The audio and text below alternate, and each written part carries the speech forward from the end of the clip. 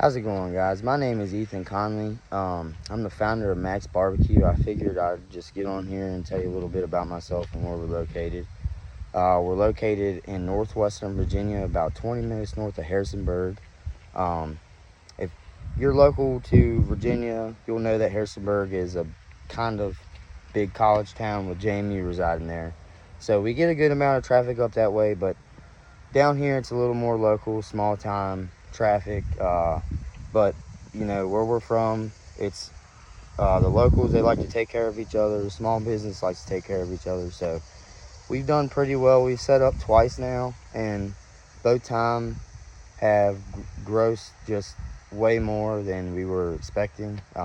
We went in just kind of to have fun and didn't really plan on making any money off of it, but we made a little, and we figured we just keep going with it, so why not? But I just figured I'd put you through a little walkthrough of our rig. And we're actually named after my 1.5-year-old dog. His name is Mac, and he's a pit mix.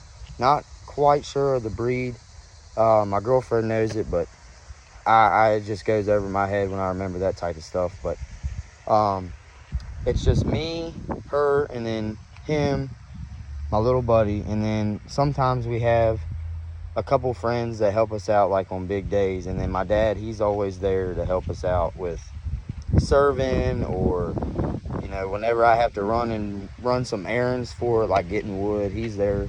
So anyways, I actually went and picked this rig up from a guy named Danny Demko. I'm pretty sure that's his last name, but it was on Facebook Marketplace, and I've been looking for about probably 8 to 10 months for a rig, and just people was wanting crazy arm and leg prices, and I just wanted to find the right one for me if I was willing to spend that much money. So I hooked up with him. He was over in Ohio under Columbus.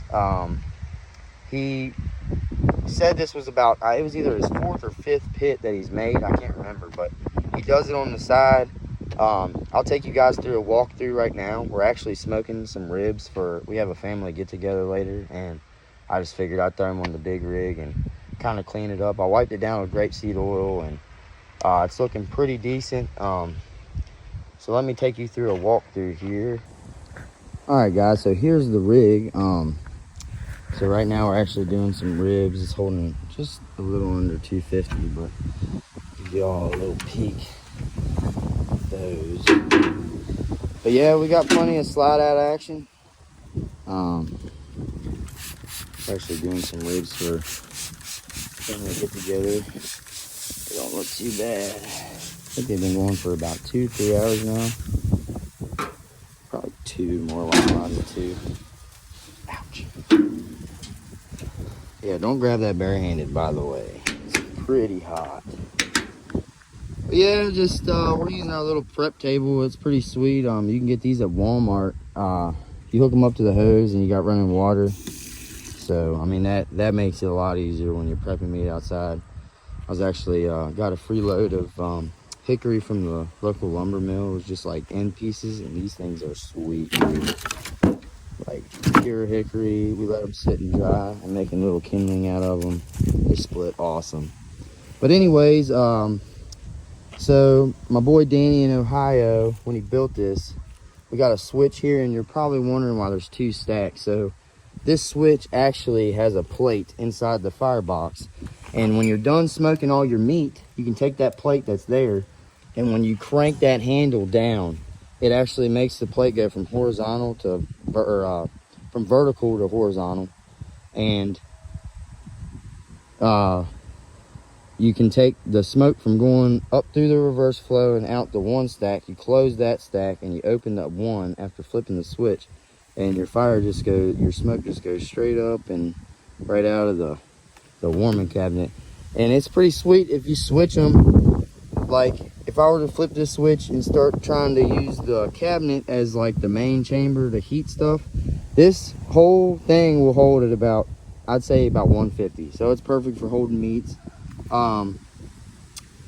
But if you're using the smoker, the cabinet stays perfectly at about 150, 160. But he's got these fire bricks in here for when you do flip the switch, and let's say you're at like 450 and you're having trouble regulating temp, you can just slide those fire breaks right out, and it helps regulate temp a little bit. So, but yeah, it's a pretty sweet rig. I want to say it's a 500 gallon, but I may be wrong. But on this side, he's got the regular charcoal grill. We've done a little bit of chicken and some steaks on it. The rack actually pulls out. You got your dampers right here, and then right here we got our burner for, you know, whatever, your big pot. We're actually, when we do chicken, we're going to put our pot there and make sauce.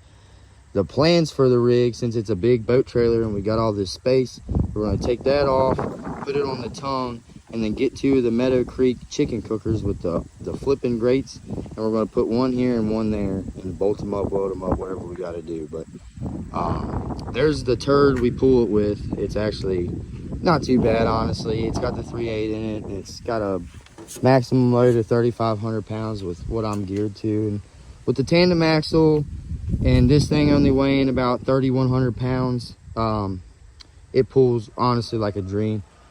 The only time the Jeep has problems is if we go up a big hill. Actually, when I went to Ohio, we had to drive through West Virginia, and obviously West Virginia is a pretty mountainous state, so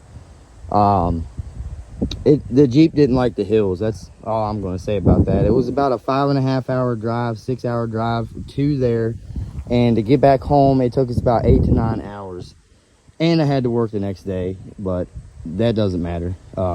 If you love it bad enough, you want it bad enough, you're going to go get that thing. But figured I'd do a little bit of a walkthrough around, show you guys what's up, tell you a little about ourselves, and if you like what you see, just give us a follow.